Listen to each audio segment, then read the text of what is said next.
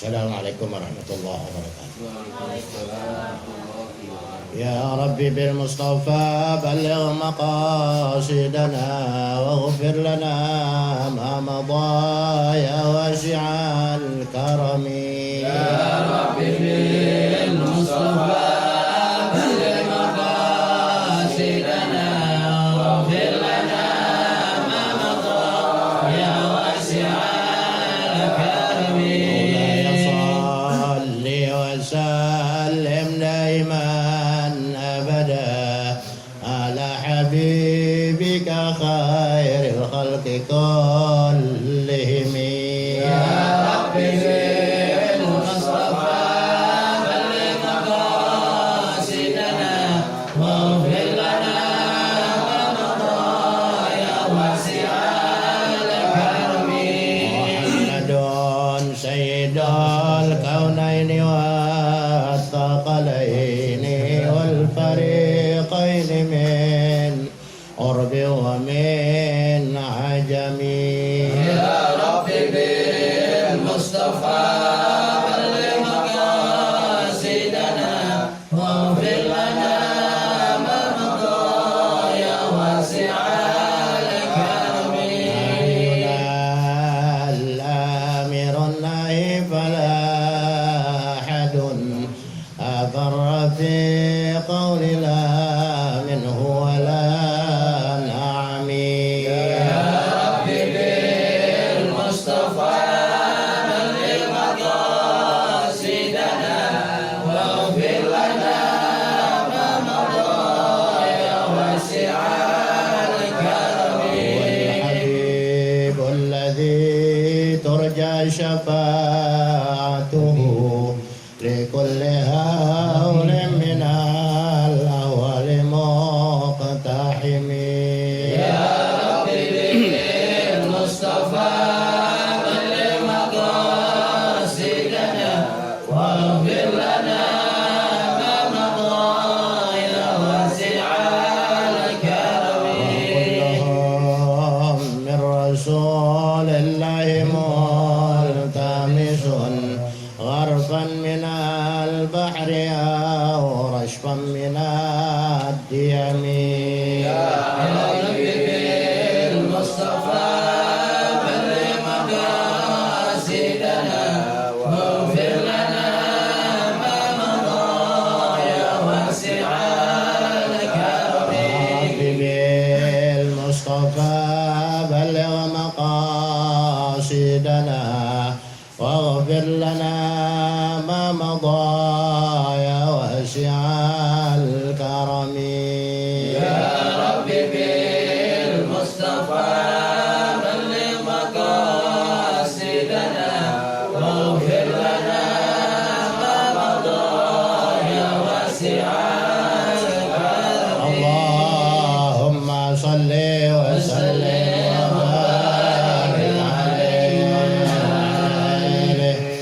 Mari kita awali talim kita dengan membaca talabul niat dengan harapan semoga setiap langkah kita dari rumah, setiap gerak dan diam kita akan dihitung ibadah oleh Allah Subhanahu wa taala, dihitung sebagai satu kebaikan, menggugurkan setiap kesalahan dan dosa kita kepada Allah Subhanahu wa taala, dan kita mohon kepada Allah agar iman akidah kita diperkuat sehingga apabila kita wafat dalam keadaan husnul khatimah. Bismillahirrahmanirrahim. Bismillahirrahmanirrahim. Nawaitu ta'alluma ta'lima tadhakkura tadhkira wan-naf'a wal-intifa'a wal-ifadata wal-istifadata wal-hissa tamassuki bi kitabillahi wa sunnati rasulihi sallallahu alaihi wa alihi wa sallam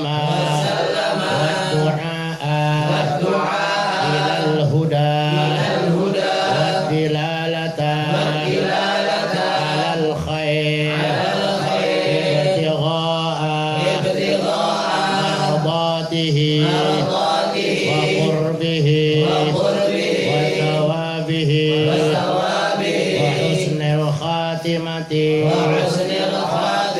مع اللطف والعافية وصلاح العاقبة في الدين والدنيا والآخرة. الفاتحة.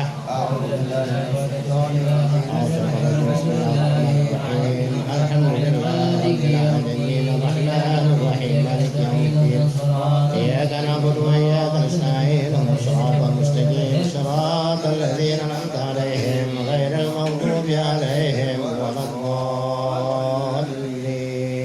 Amin. Kita lanjutkan pengajian kita dari Tashtamilu. Betul kan? Tashtamilu air risalatu ala sifatil maula. Udah ketemu kan? Ya waktu itu aja Kan. baru sampai Aidorifah.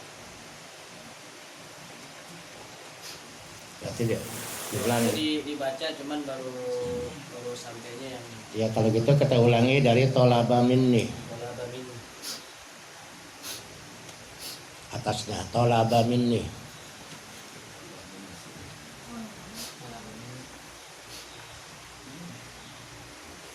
Bismillahirrahmanirrahim. Tolaba minni ba'dul ikhwani aslahallahu li walahumul hala wasya'na an aktuba lahu risalatan ay kitaban saghiran latifatan ay zarifatan الضمير الأول راجع للمضاف إليه والثاني للمضاف وجمع المصنف الضمير الأول لتعميم الدعاء وأيضا الضمير راجع للمضاف إلا إذا كان لفظ كل أو بعض فيرجع للمضاف إليه كما هنا وأفرد ثانيا لتخصيص الطالب تشتمل أي الرسالة على صفات المولى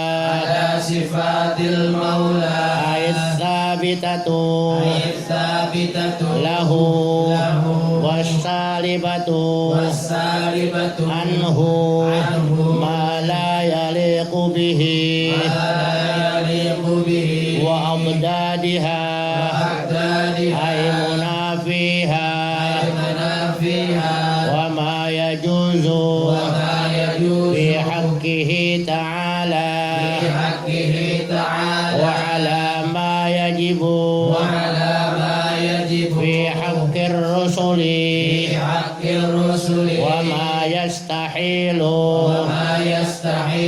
في حقهم وما يجوز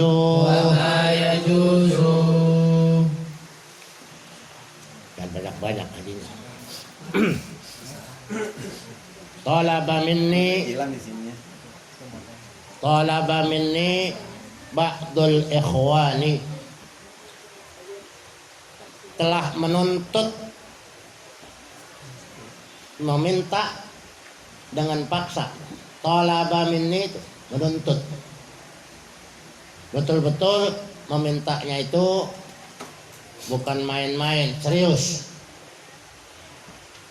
Ba'dul ikhwani, sebagian saudara-saudaraku. Jadi beliau Imam Al-Bajuri ini sebagai seorang ilmuwan, seorang ahli tauhid, ahli tasawuf, ahli syariat, diminta oleh saudara-saudaranya, teman-temannya, teman yang sudah dianggap saudara. Sebab teman itu ada yang dikatakan dalam bahasa Arab sahib. Sahib itu kemana-mana berduaan, kemana-mana bersama, itu namanya sahib. Kalau baru ketemu sekali dua kali bukan sahib namanya, zamil, ya, teman kenal begitu sambil lewat.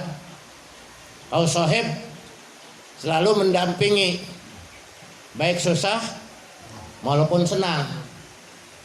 Sebab banyak teman, kalau kita senang mereka dekat, kalau kita susah mereka jauh. Ini kebiasaan yang sering terjadi di dalam lingkungan kita. Itu nggak aneh, ya. Artinya kalau kita lagi senang, setan ngaku saudara. Orang-orang yang dari gunung, dari kampung semua pada datang ngakuin kita ini saudaranya. Tapi kalau lagi susah, nggak ada yang mau deketin. Ini sifat-sifat manusia seperti itu. Ada yang dikatakan shadiq. Shadiq ini jujur. Artinya betul-betul tidak mau mengkhianati temannya. Di depan dia tersenyum, di belakang ngatain, ngomongin. Kalau shadiq nggak jujur dia. Ya, jujur apabila teman itu salah dibilangin, maaf, Anda salah, seharusnya begini, jangan begitu. Tujuannya apa? Tujuannya jangan sampai orang lain banyak menghina dia, dikasih tahu. Mukanya cemong, ente cemong tuh muka, dikasih tahu, jangan sampai nanti orang pada ketawain, ya, diketawain apa nggak ngerti, akhirnya tersinggung. Itu shadiq. Tapi di sini beliau Imam Al-Bajuri sudah menganggap teman-temannya itu murid-muridnya, dianggap saudaranya, ikhwan. Sesuai dengan firman Allah, innamal mu'minuna ikhwatun fa aslihu baina akhawaikum. Sesungguhnya orang-orang mukmin itu hanya bersaudara, pakai innama. Jadi diikat dalam keimanan kepada Allah seperti saudara, bahkan lebih daripada saudara kandung. Saudara kandung kadang-kadang masih ribut, berebut tua, ya, berebut warisan. Tapi kalau yang namanya udah saudara seiman, betul-betul apa kesusahan saudaranya dicukupi, apa kesalahan saudaranya dimaafkan. Itu namanya udah ikhwan. Begitu dekatnya Imam Al-Bajuri menganggap murid-muridnya dan teman-teman sebayanya sebagai saudara. Aslahallahu li walahumul hala wa sya'na. Semoga Allah memperbaiki. Aslah itu memperbaiki untukku dan untuk mereka yang meminta dan yang mempelajari, didoakan. Meminta, kemudian mengambil ilmunya, membaca, mempelajari, terus menekuni sampai memahami, itu didoakan oleh beliau, aslahallahu li walahumul hal. Semoga Allah memperbaiki untukku dan untuk mereka hal keadaannya. Semoga disehatkan, semoga pikirannya ditenangkan, rezekinya diluaskan, tentunya diperbaiki seperti itu. Didoain kita. Padahal kita jauh jaraknya. Kita nggak pernah ketemu dan nggak bakal pernah ketemu, kecuali kalau Allah pertemukan dalam mimpi, bisa saja terjadi. Tapi kita sudah termasuk dianggap sebagai saudara yang sangat pantas untuk didoakan. Ini keberuntungan orang ngaji begitu, didoakan. Yang pikirannya sumpek-sumpek gara-gara ngaji, alhamdulillah jadi plong rasanya. Yang tadinya resah, gelisah, Allah berikan ketenangan. Yang tadi susah dalam usahanya, susah dalam rezekinya, Allah berikan kelancaran. Ini keuntungan orang ngaji seperti ini. Ngaji kepada ulama-ulama yang memang betul-betul mereka itu al-arif billah. Mereka sudah kenal kepada Allah dan mereka mendoakan selalu. Sebab setiap doa yang mereka panjatkan atau setiap doa yang kita panjatkan kepada orang lain tanpa diketahui orang-orang itu, maka kata malaikat walaka bil misli, buat kamu juga. Makanya banyak-banyak atau sering-sering kita mendoakan. Jangan sumpah serapah melulu. Sama anak sumpah serapah, sama tetangga sumpah serapah, lagi sama teman. Ya, dasar sialan, mampus loh. Jangan, nanti kalau malaikat bilang walaka bil misli, buat kamu juga. Mau nyalain siapa? Perbanyak doa, sering-sering berdoa, mendoakan walaupun dia nggak tahu. Ini namanya doa yang ikhlas, yang tanpa diketahui oleh yang bersangkutan. Ini diajarkan kita untuk selalu mendoakan kebaikan. Makanya kita diajarkan astaghfirullahalazim li wali walidayya wal ashabil huquqi alayya wa li jami'il mu'minina wal mu'minat wal muslimina wal muslimat al ahya'i minhum wal amwat. Semua orang Islam, laki perempuan, orang mukmin, laki perempuan di mana saja berada, yang hidup ataupun yang udah mati di seluruh dunia ini, kita doakan semoga mereka diampuni oleh Allah. Lain dengan tetangga sebelah, nggak ada tuh doa begitu, nggak nyampe katanya, ya nggak nyampe. Ini perlu diketahui saudara sekalian. Kenapa dalam pengajian tauhid ini kadang-kadang kita suka ngelantur? Bukan ngelantur, enggak. Ya. Sebab ngaji tauhid, ilmu tauhid dikatakan ilmu tauhid karena mempelajari ilmu tentang keesaan Allah. Tapi dinamakan juga ilmu kalam.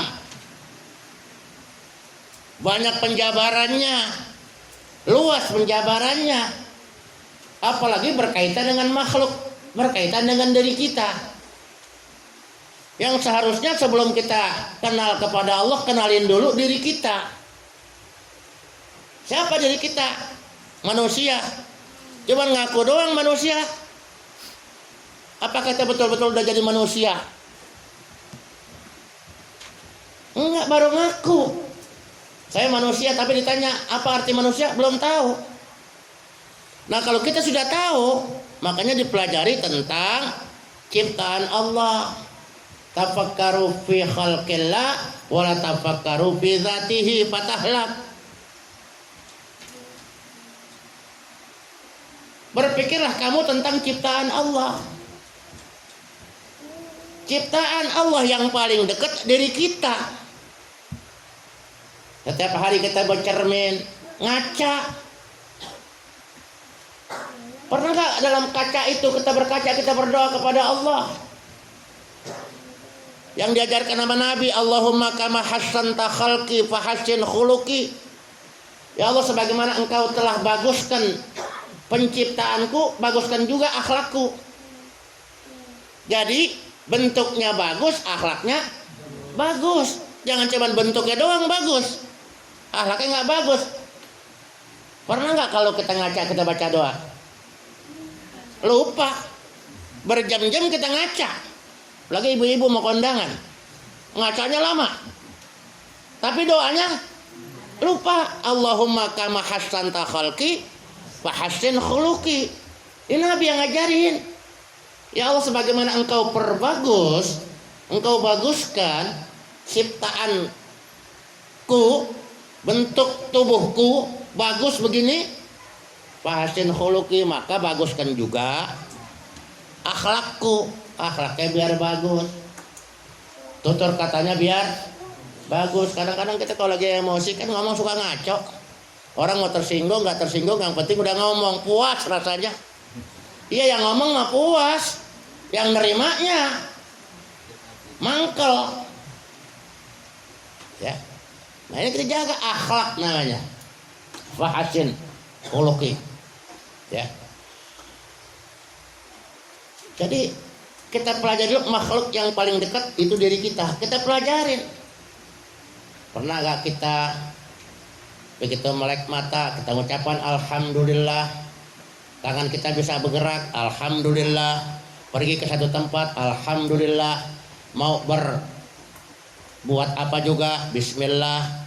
Pernah gak seperti itu? Pernah gak kita ingat sama Nabi? Kalau ciptaan kita ini adanya kita lantaran adanya Nabi Muhammad, pernahkah kita ucapkan terima kasih dengan memperbanyak salawat sama Nabi? Ini ilmu kalam, ilmu tentang penjabaran tauhid. Jadi kalau ngajinya lempeng aja nggak paham. Sekarang saya tanya, mau hatam apa mau paham?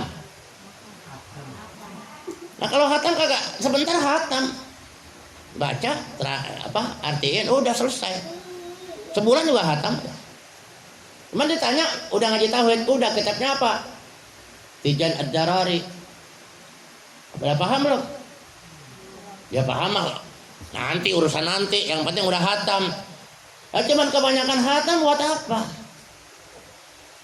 Sebab ngaji tauhid ini semakin kita korek semakin dalam. Jadi bukan kita tahu penjabaran seperti ini segala macam ngawur, enggak. Supaya apa? Supaya kita man arafa nafsahu faqad arafa rabbahu. Siapa yang kenal dirinya, dekat kemungkinan akan kenal kepada Rabbnya. Artinya orang yang gak kenal dirinya nggak mungkin kenal Rabbnya. Nggak mungkin kita bisa tahu yang bikin kue donat sebelum kita tahu apa sih kue donat. Kita cari. Makanya bistikoni, keyakinan itu mesti dicari, ditelusuri supaya ketemu. Oh, yakin itu ini. Kalau yakin udah nggak bakal bergerak lagi, mau pergi mana, kayak cuacanya pergi mana, tetap nggak bakal bergerak. Itu namanya yakin. Tapi kalau masih gampang oleng, gampang kena rayuan, wah ini kebetulan ada objek kan segala macam begini gitu, duitnya gede, sayang kalau ditinggalin. Nah ini tergiur udah. Lama-lama sekali nggak ngaji, besok setan ngasih lagi, nggak ngaji lagi, lama-lama malu datang. Udah malu lama-lama berhenti. Oh nggak ngaji, malu ah. Udah nggak datang-datang jadi malu. Ya itu akhirnya. Ya. Upaya setan untuk mengkelabui manusia. Maka dikatakan ilmunya ilmu kalam. Ada juga dikatakan ilmu usul.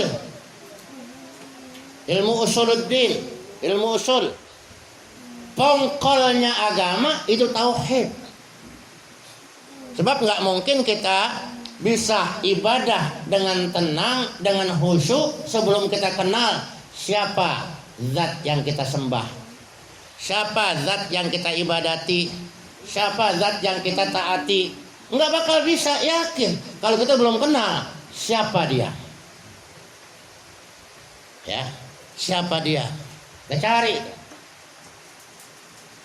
Nabi Ibrahim aja boleh dikatakan pernah beranggapan matahari sebagai Tuhan, bulan sebagai Tuhan, bintang sebagai Tuhan. Yang akhir-akhirnya beliau mengatakan wajjahtu wajhiya lilladzi fataras samawati wal arda hanifan musliman wa ma ana minal musyrikin inna sholati wa nusuki wa mahyaya wa mamati lillahi rabbil alamin la syarika lahu wa bidzalika umirtu wa ana awwalul muslimin. Ini Ibrahim yang pertama mengatakan wa ana awwalul muslimin. Makanya ada orang sekarang kalau bacanya minal muslimin salah. Sebab Al-Qur'annya wa ana awwalul muslimin. Siapa? Nabi Ibrahim.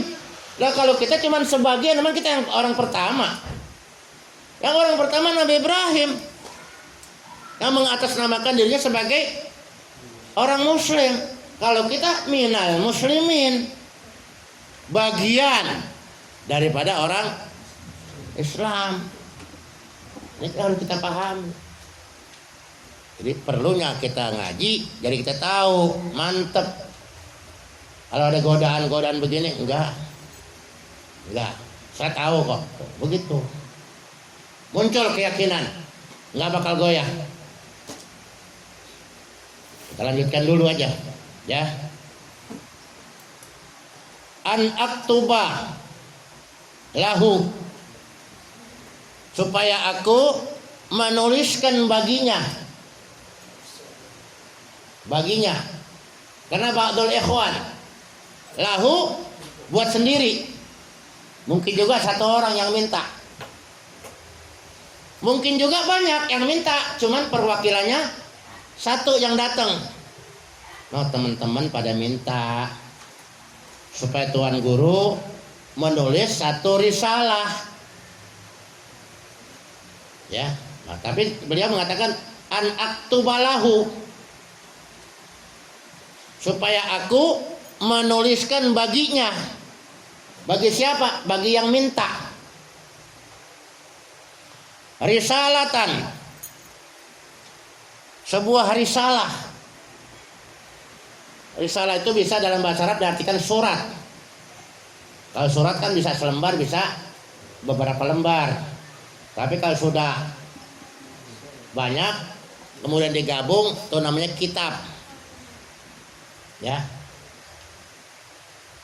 banyak tebal, namanya udah kitab. Kitab itu gabungan, ya. Kitab itu artinya gabungan, ya. Risalatan ay kitaban saghiran, sebuah risalah artinya sebuah kitab kecil. Kitab kecil. Ini yang segini ini dikatakan kitab kecil. Berarti kitab gedenya segede apa kan gitu. Ini kitab kecil namanya. Karena tipis. Cuman beberapa halaman aja. Latifatan ay dharifatan. Itu cuma sekedar kulit. Dharifah itu amplop. Amplop itu kan di luar. Kulit. Ya. Dianggap sebagai kulitnya doang. Jadi yang kita ngaji ini belajar kenal kulit dulu. Oh, belajar kenal kulit. Satu contoh. Kita ditanya, Anda kenal kelapa? Kenal. Ditaruhlah 3 kelapa asli dengan 30 kelapa ukiran dari Bali. Persis bentuknya sama. Beratnya sama. Coba kamu cari mana kelapa yang asli. Untuk mengetahui kelapa yang asli tentunya dikupas. Yang pertama kita kenali apanya? Kulit luar. Itu dharifah namanya. Kulit luarnya. Nah, ini kelapa nih. Ya, kita udah pilih ini kelapa. Kita kupas kulitnya. Kalau bisa terkupas kulitnya, itu baru kelapa asli. Kalau nggak bisa dikupas, namanya ukiran Bali. Bentuknya sama, beratnya sama, gedenya sama. Nah, untuk membuktikannya itu dikupas. Yang dikupas apanya? Kulit luarnya. namanya kulit luar. Dikupas lagi ketemu ada bulu-bulu, itu namanya sambuk, lebih tebal. Dikupas lagi, nanti ketemu batok, lebih tipis tapi keras. Ketemu lagi kulit ari. Nah, kulit ari baru ketemu namanya bentuk kelapa, isinya atau bentuk kelapanya. Ya saking jujurnya, ibu-ibu pengen bikin rendang. 3 kilo daging sapi, silakan siapkan 3 butir kelapa. Ya. Maka silakan digodok dengan bumbu ini. Silakan digodok lah. Sebulan kita godok, yang ada itu hancur dagingnya. Bisa jadi rendang nggak? Bisa nggak? Nggak bisa. Kenapa nggak bisa? Dikupas dulu. Dikupas sampai ketemu kelapanya, diparut. Oh, diparut bisa itu jadi rendang? Nggak bisa. Diperas. Jadi santan, baru dicampurin sama daging, baru bisa jadi rendang. Oh. Ini belajar yakin tuh dikupas dulu tuh. Makanya kita diajarkan oleh beliau belajar kulit luar dulu tuh. Dzarifah. Ya. Ay dzarifatan. Kulit luarnya. Belum sampai ke dalam. Fadhamirul awal raji'un lil mudhaf ilaih. Ini kalau terangin mudhaf ilaih mesti belajar nahwu sharaf. Ntar tambah jauh kagak paham. Kita lanjutin aja. Watsani lil mudhaf. Ya. Yang kedua ada li walahumul hal. Ya. Itu yang dhamir pertama dikatakan mudhaf ilaih, tapi yang kedua dikatakan mudhaf. Wa jama'al musannifu, pengarang kitab ini menghimpun ad-dhamirul awal li ta'mim. Dhamir yang pertama, kata punya yang pertama li ta'mimid doa, untuk umumnya doa. Aslahallahu li, baru walahumul hal. Ya. Jadi untuk keumuman doa, siapa aja. Aku yang menulis dan kalian yang membaca, yang meminta, yang memahami, yang mempelajari, itu di ta'mimid doa, untuk umumnya doa, artinya doa yang menyeluruh. Siapa saja. Ya. Tanpa terkecuali kalau kita, keluarga kita membaca kitab ini, kita akan didoakan oleh beliau, semua persoalan kita, keadaan kita diperbaiki oleh Allah Subhanahu wa taala. Ya. Wa aidan, begitu juga ad-dhamiru raji'un lil mudhaf illa idza kana lafdhu kullin aw ba'din. Maka dikatakan itu kecuali apabila ditulis kulli ikhwan, semua saudara-saudaraku, au ba'din, sebagian saudara-saudaraku. Ya. Ini kan kebetulan sebagian saudara-saudaraku. Ghairu jam'in lil mudhaf ilaih. Ya. Fayarji'u lil mudhaf ilaih kama huna. Maka kembali kepada mudhaf ilaih sebagaimana ditulis dalam kitab ini. Wa afrada tsaniyan, dan dipisahkan yang kedua li takhsisit talib, khusus untuk yang meminta. Walahumul, yang meminta. Ya. Dikhususkan, dipisahkan yang kedua li takhsisit talib, khusus untuk yang meminta. Nah, kitab ini, kitab yang kecil ini tastamilu, meliputi, mencakup ala sifatil maula,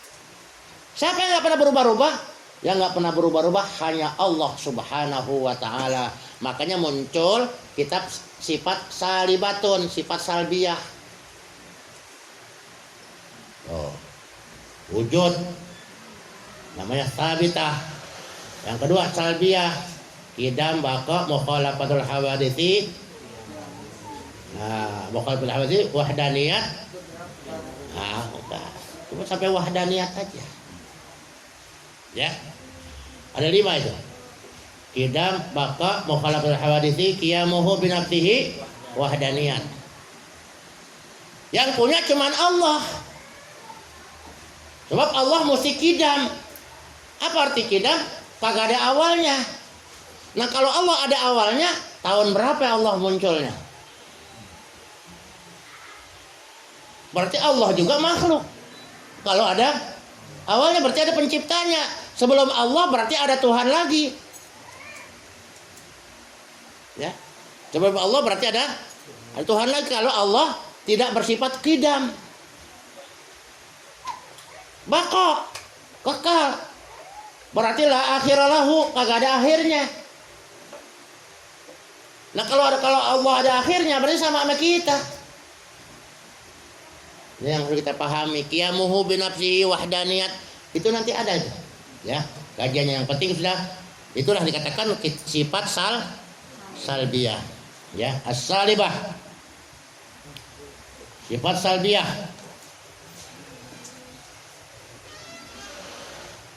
Was-salibatu anhu ma la yaliqu bihi.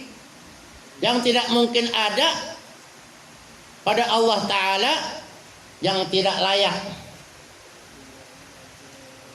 Ada qiyamuhu binafsi. Allah nggak butuh sama kita, nggak butuh ibadah kita. Kita mau ibadah boleh, nggak boleh silahkan. Allah katakan wa man syaa'a falyu'min wa man syaa'a falyakfur. Yang mau beriman silahkan beriman, yang mau kafir silahkan kafir. Aku nggak butuh kata Allah. Ya. Yang butuh kita ibadah, kita yang butuh kepada Allah. Kita sedekah, kita yang butuh sama Allah. Sebab begitu kita sedekah sama juga kita nyelengin, nyimpen. Orang sedekah nyimpen yang kagak bakal punah. Tapi kalau duit di tangan, seberapa banyak pasti habis. Ada aja kebutuhan. Ya, nggak boleh punya duit dikit. Ada aja kebutuhan. Pengen makan ini, pengen makan itu, pengen beli ini, pengen beli itu. Habis. Tapi kalau disimpan sama Allah, itu nggak bakal habis. Ma indakum yanfadu wa ma indallahi baq. Apa yang ada pada kamu bakal binasa. Tapi yang disimpan di sisi Allah kekal abadi selamanya, berkembang. Terus berkembang lagi, berkembang lagi. Bahasanya itu siapa yang mau minjemin sama Allah. Tuh, bahasanya minjemin. Allah itu padahal punya semuanya, tapi Allah begitu mengajarkan kita. Man dzalladzi yuqridullaha qardan hasanan, siapa yang mau minjemin. Kok Allah dipinjemin? Kan Allah punya segalanya. Kalau mau ambil, Allah ambil aja. Nah punya Allah kok. Diri kita aja punya. Tapi Allah itu bahasanya mengajarkan akhlak kepada kita. Siapa yang mau minjemin. Man dzalladzi yuqridullaha qardan hasanah, dengan pinjaman yang bagus. Jadi kalau mau sedekah yang bagus. Jangan makanan udah orang kagak doyan, ya kan? Kita kasih. Ya kucing aja udah kagak doyan, kagak mau. Kita kasih orang, jangan. Ya. Karena berkaitan masalah sifat-sifat Allah, berarti kita harus mempelajari sifat-sifat ini adalah mempelajari hukum akli. Ya, mempelajari tentang hukum akli. Apa sih hukum? Apa sih akal?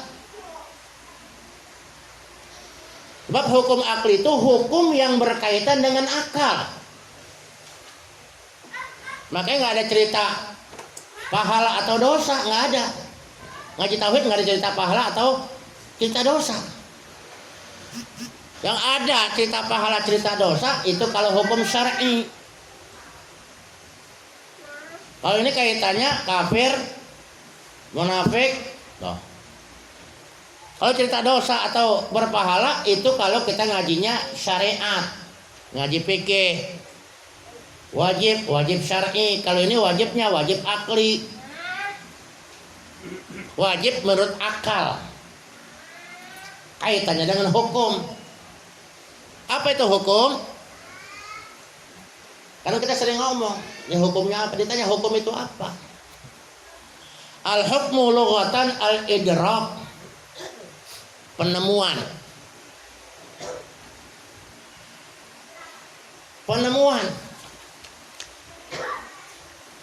Setelah berkali-kali diuji coba, dianalisa, barulah dikatakan ini sebuah hukum. Setelah ditemukan.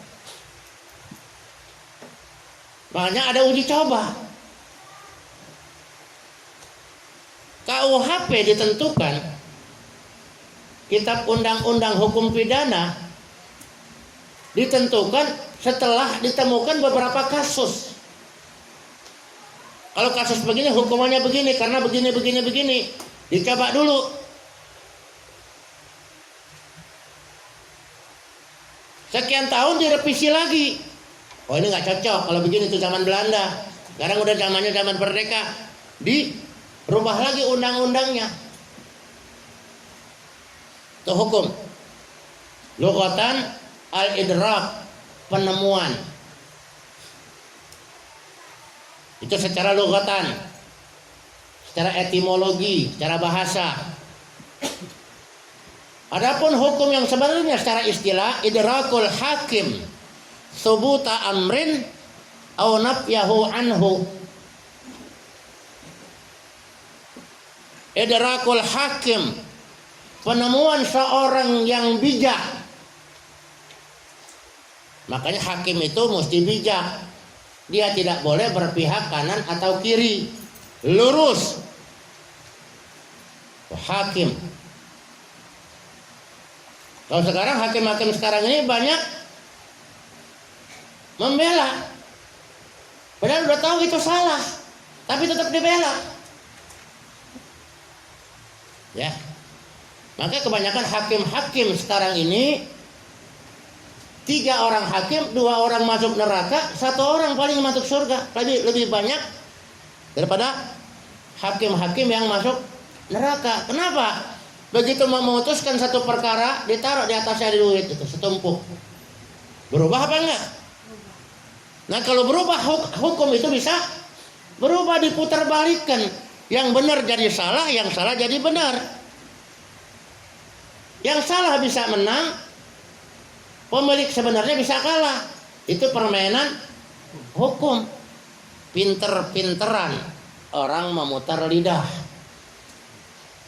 Ya. Ini hakim-hakim sekarang.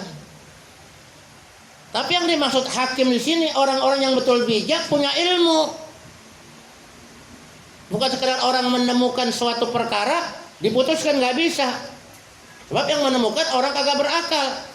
Anak-anak belum bisa dijadikan hukum. Maka hukum itu idrakul hakim subuta amrin. Suatu penemuan yang ditemukan oleh orang yang bijak, oleh seorang hakim, orang yang bijak. Orang bijak ini didasari dengan ilmu. Ilmu dulu baru hikmah. Hikmah itu lebih dalam lagi. Jadi al-hakim ini menemukan satu perkara, akhirnya subuta amrin, dia menetapkan perkara itu, au nafyahu anhu, atau tidak ada perkara itu. Ada atau tidak ada perkara itu ditentukan oleh orang-orang yang bijak. Idrakul hakim subuta amrin au nafyahu anhu. Maka ditentukan ada yang wajib, ada yang mustahil, ada yang jaiz. Ya. Kaitannya dengan apa? Dengan akal. Apa bedanya akal sama otak? Kalau otak ada bentuknya. Kalau nggak besok lebaran haji banyak orang pada motong kambing. Suruh belah itu kepalanya. Ketemu nggak otaknya? Ketemu otaknya, itu otak namanya. Otak manusia ya mirip-mirip seperti itu. Bentuknya. Nah, otak manusia ini adalah satu kekuatan yang menjadi sumber untuk mengatur aktivitas manusia. Makanya kalau ada orang stroke, ada orang stres, yang terganggu tuh otaknya dulu tuh, gangguan stabilitas otaknya itu nggak imbang. Ya. Sebab dalam otak kita yang kecil ini, yang kalau kita pegang cenato segala macam gini, di ubun-ubun adanya, ya, ada yang mengatakan ada di sini tembusnya, ya. Ini satu bentuk, satu benda yang mempunyai kekuatan untuk mengatur segala aktivitas manusia. Dia bisa ketawa, dia bisa tersenyum, dia bisa berlari segala macam. Ini otak, ya. Orang lemas segala macam, otak yang perlu diberesin. Makanya perlu kita tenang. Untuk mencari ketenangan perlu banyak berzikir. Ala bizikrillahi tatmainnul qulub. Ketahuilah bahwa dengan berzikir hati jadi tenang. Kalau orang berzikir malahan jadi pemarah, kagak tenang, berarti zikirnya baru di mulut, belum tembus sampai ke hati, masih emosian, ya, masih sensitif. Lalu udah zikir kepada Allah, baru zikirnya baru di mulut, belum tembus sampai ke hati. Nah, kalau kita pelajari tentang ilmu kedokteran, dari otak ini punya saraf-saraf, kabel-kabel kecil, ratusan juta kabel. Coba kalau kita punya mobil putus saja satu kabelnya, lampunya nggak nyala, mesinnya mati. Nah, kita cari dulu nih kenapa nih? Ini kabel yang mana nih? Loh, itu cuma berapa? Nggak hampir ratusan kabelnya. Ini ratusan juta, bahkan ada yang mengatakan miliaran kabel, miliaran saraf yang menyambungkan ke masing-masing organ tubuh otaknya. Ada otak kanan, ada otak kiri, ada batang otak. Makanya kalau tidur kita mesti tahu posisinya. Kalau kita tidur miring ke kanan, berarti keilmuan kita yang berjalan. Sering tidur sebelah kanan. Tapi kalau sering kita ke kiri segala macam, kesenian kita yang jalan. Hidup tuh seni. Bisa ada canda, bisa gurau. Kan ada orang hidupnya serius mulu, nggak ada ketawa-ketawanya. Kenapa? Tidurnya miringnya salah. Ada orang maunya bercanda mulu, nggak pernah diajak serius. Nih tidurnya miringnya salah. Jadi kalau mau berimbang, terkanan, terkiri, kadang-kadang kita celentang. Rasulullah tidur banyakkan celentang. Kenapa? Supaya fungsi otak ini betul-betul bisa stabil. Nah, kalau kita begitu tidur celentang, kelamaan rep-rep. Ya kan? Rep-rep. Kagak bisa tidur, sesak napas segala macam. Apa kita bilang dah ditindihin sama Jen katanya kan gitu. Rep-rep tidurnya. Maka belajar tidur celentang sekali-kali begitu, supaya apa? Menetralisir, ya. Nah, coba kalau kita lihat itu orang-orang tinggal di rumah sakit, kan tidur cuma celentang aja, supaya menetralisir. Emang kagak betah aja. Ya, coba ada tidur celentang seharian, nggak betah, padahal itu menetralisir fungsi otak kanan, otak kiri, semua. Lah di batang otak itu ada satu magnet. Entah bentuknya seperti apa. Pokoknya Allah taruh satu magnet. Itu yang dikatakan aklun. akal. Jadi akal itu kalau kita lihat dari bahasa Arab, akala itu sesuatu yang terikat. Lihat kalau orang punya akal, dia terikat dengan undang-undang. Ada rasa ini, ada rasa itu. Ya. Nah kalau orang gila, ikatannya udah terlepas. Makanya mau telanjang-telanjang, ample-ngample, segala macam, masa bodo amat. Ya, udah nggak punya perasaan.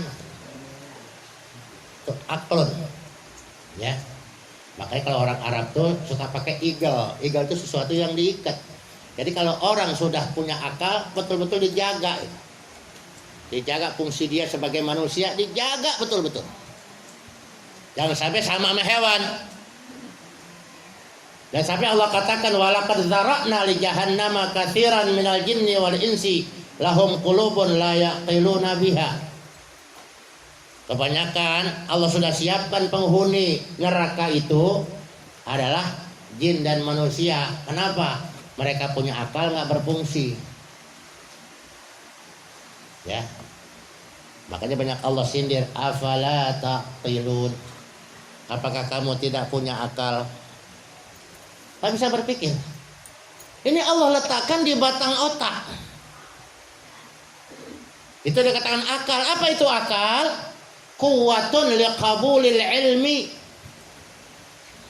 Satu kekuatan, satu magnet untuk menerima ilmu. Makanya yang diwajibkan belajar cuman manusia dan jin. Manusia dan jin diwajibkan itu untuk beribadah kepada Allah. Pakai ilmu, nyari ilmu mesti belajar.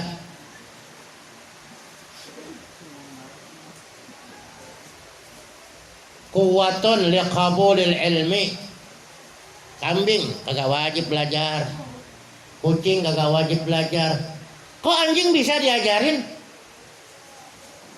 Ya, diajarin lompat, diajarin renang, diajarin untuk nangkap pencuri. Itu diajarkan, diolah apanya? Instingnya diolah. Nah kalau anjing aja masih bisa diajar, kok manusia kagak bisa diajar? Maka dikatakan ulaika kal an'ami balhum adal. Mereka yang akalnya tidak berfungsi, tidak bisa berpikir siapa dirinya, tidak mau beribadah kepada Allah, ulaika kal an'am, mereka lah seperti binatang ternak. Balhum adal, malahan lebih sesat lagi. Ya. Jadi kekuatan magnet untuk menerima ilmu namanya akal. Kenapa perlu kita bahas begini? Sebab yang akan kita pelajari masuk kepada hukum akal. Satu penemuan yang ditemukan oleh akal. Ya. Wa aqdadiha, yang meliputi tentang lawan-lawannya sifat sabitah dan sifat salibah. Ya. Ada lawan-lawannya itu. Wujud lawannya adam, ada lawannya enggak ada. Kan itu. Idam lawannya hudud. So, ada lawannya, nanti akan kita bahas seperti itu. Wa aqdadiha ay munafiha, yang tidak ada pada zat Allah Subhanahu wa taala. Bisa dikatakan pasti tidak ada pada zatnya Allah Subhanahu wa taala. Wa ma yajuzu, dan apa yang harus. Harus di sini bukan harus bahasa Indonesia. Kalau harus bahasa Indonesia sama juga wajib. Kamu harus pergi, berarti wajib. Kamu harus makan, berarti wajib makan. Tapi harus di sini yang berkaitan dengan haknya Allah Ta'ala, artinya boleh ada, boleh tidak. Ya, wa ma yajuzu fi haqqihi ta'ala, pada haknya Allah Ta'ala wa ala ma yajibu fi haqqir rusul, dan apa-apa yang wajib pada haknya Rasul, wa ma yastahilu fi haqqihim, dan apa yang mustahil lawannya wajib, wa ma yajuzu, dan apa yang harus. Boleh ada, boleh tidak, itu namanya harus di dalam ilmu tauhid. Ya. Ya, sudah zuhur jam 12. Kita berikan tanya jawab, kali ada yang belum memahami. Sebab kalau kita bahas nanti fal wajibu huwallazi la yumkinu adamuhu. Ya. Silakan kalau ada yang mau ditanya.